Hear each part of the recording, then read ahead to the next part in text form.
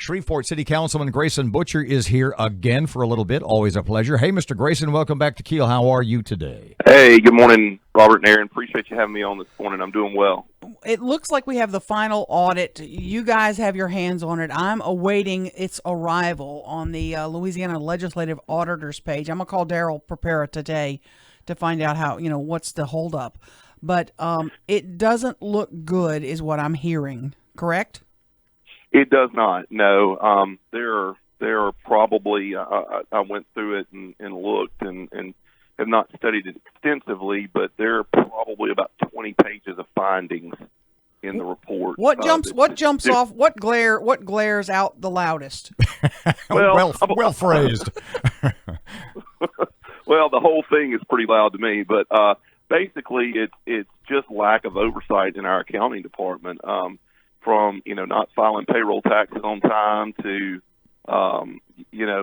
oversight when it comes to the insurance of our money in the bank. There was about $9 million that was not properly insured by the FDIC in 3 different bank accounts. It's just it's a very scary thing for a city that's teetering on bankruptcy anyway, for us to be in a situation like this. You just said our city's teetering on bankruptcy. Well, I mean, it is. I feel like it is. I mean, we have a lot going on, and I mean, you think about all the debt that we have, Aaron. You and I have discussed this before. We have, $245 million in unfunded debt for our retirement and pension fund. I think you saw that in the last council meeting. We have debt for the consent decree that was estimated at, $500 million. It's going to end up being over $1 billion. I mean, we're sucking fumes out there. And so we're going to take on some more debt in November, aren't we? Well, that's going to be up to the taxpayers. We do have some immediate needs. We have, I've called it a public safety emergency with the age of our fire trucks and the police station and things like that. But that's going to be up to the taxpayers when it comes to the bond issue. Mr. Grayson, going back to the audit here for a little bit, what stretch of time does this audit cover from? Is it just for 2018, 2017, 18? Fill me in on that. Well, Robert, that's one thing I wanted to point out. This audit covers 2018 from January 1st, 2018 to December 31st, 2018. So this was the prior administration and prior council. So I want to make that perfectly clear. I think that Mayor Perkins' team has been working with the auditor to try to put a lot of corrective measures in place. Now, I guess the proof is going to be in the pudding whenever we have the 2019 audit. But hopefully we've got these corrective measures in place, and we're not making the mistakes that we made last year. How? And I know you've only been on the council since the first of the year, and this covers 2018. But as you sort of get a look behind the curtain of the bureaucracy of the city of Shreveport, and this audit, this external look at behind the curtain is pointing out all these problems, disasters even. How you got to be saying to yourself, how can this happen? You and the other council people have to be saying, where do we start to patch all the leaks, right? Well, exactly. I mean, the boat is, at times I tell people this all the time. I feel like that maybe I'm just polishing the brass on the Titanic, and I know that's kind of harsh to say, but it's kind of the way we feel because there are a lot of problems in the city of Shreveport. Having said that, there are a lot of people that are wanting to make the problems go away and that are working to make things better. So I'm not trying to sound an alarm that things are horrible, but we have some real issues in this city. Assuming for the moment that the council and Mayor Perkins are able to get together to want to fix all of this, and I think that's a pretty easy assumption, pardon me, but the bureaucracy being what it is, I mean, I say on the radio all the time, you've heard me, Shreveport has its own, to some degree, deep state. What kind of resistance, what kind of blowback do you anticipate from the people in that city bureaucracy, or have you found to this point in your tenure as a councilman that they are willing to help to clean things up?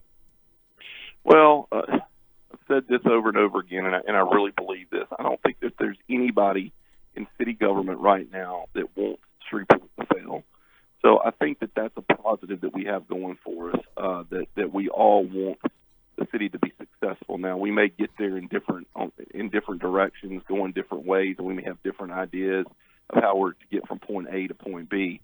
But I don't feel like that there's anybody that's wanting to destroy the city of Shreveport. So I think that that's one thing. I think the other thing is just coming to grips with, look, we have some real issues here.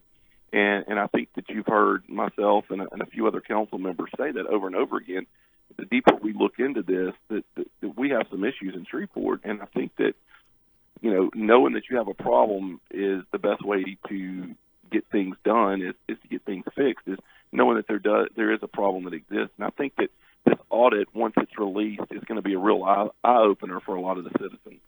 When I go read this weekend, because I don't have a life, am I going to be? Is this going to be one of the worst I've ever seen? Because I read audits. I love that stuff. Well, and Aaron, you and I are a lot alike. I'm kind of an audit nerd myself. I read pretty much everybody's audit and have for several years. I will say this: I have not read one that had this many findings that were this serious. I mean, it goes to keeping up with comp time and vacation time of the police officers, that it's manually done as opposed to being done in a computer. I mean, I can remember when I was the chief at Fire District 5 15 years ago, we had a spreadsheet set up that we did our comp time and vacation. They're still doing it by hand, or maybe it is in spreadsheets, but it's not done in a system that everybody has. I mean, you got that going on. You've got, come on, filing your employer tax records to the LDR late 2 times in a row, and then paying a $200 and some odd thousand fine that really does not have to be paid because municipalities don't have to pay that fine, then having to get the money refunded. I mean, it's over and over and over again. So I would suggest, Aaron, that you may want to do it at night, maybe after you've had a beverage or two. Ah, okay. An adult one, yeah. Okay, so there is going to be on the ballot in November a bond issue, a proposal, $186 million. There's a lot of people who look at the police station, the fire trucks, all the things with the city, infrastructure, streets, roads, etc., that you mentioned, that said, we really need to make some improvements here. We need to up the game. And yet at the same time, this audit says, hey, voters, maybe you can't trust the machine itself, i.e. the government of Shreveport, the bureaucracy of Shreveport, because I'm not going to blame any specific person going back over in 2018. But how do you as a councilman, how do you as a voter, when you say, look, I know we need this stuff, but how do we know that if it passes, that it will be properly implemented? Well, I've said this all along, and I think you can go back and listen to what I've said to Aaron and you over the last couple of months. I feel like that we should have taken this bond in smaller pieces. I feel like the police and fire are critical state of emergency. We have to get those done. I will be voting for Proposition 2. My wife will be voting for Proposition 2. I don't agree with some of the numbers that are in there, but I do feel like that it's that critical that we have to have these things to keep Shreveport moving forward and to keep our police officers and firefighters safe. So you vote no on the other two? What's that? You vote no on the other two?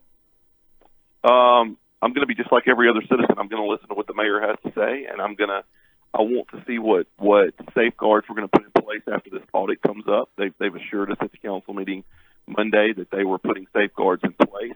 But the biggest thing that I think as elected officials and city officials and employees, the first and foremost we need to be is good stewards of the taxpayers' money. One more thing, Grayson, we got to let you go. Little Bird told me that the 3 nay votes, you, Nicholson, and Fuller, went into a meeting with the mayor after the meeting. And maybe there was a pitch thrown at you or something like that. Is that accurate? What was that about?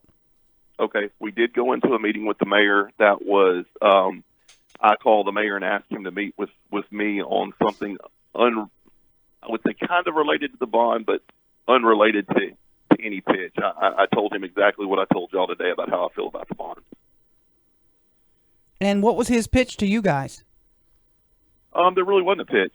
We discussed that. Then we discussed some zoning issues that are going on in Councilman Nicholson's district and a couple of other small issues. We did discuss the audit a little bit, but there really wasn't a pitch. I am not going to actively go out and campaign against this bond issue, but I am going to ask the question similar to what y'all are asking me. Can we actually manage $186 million right now? And at this point, I'm a little concerned about that.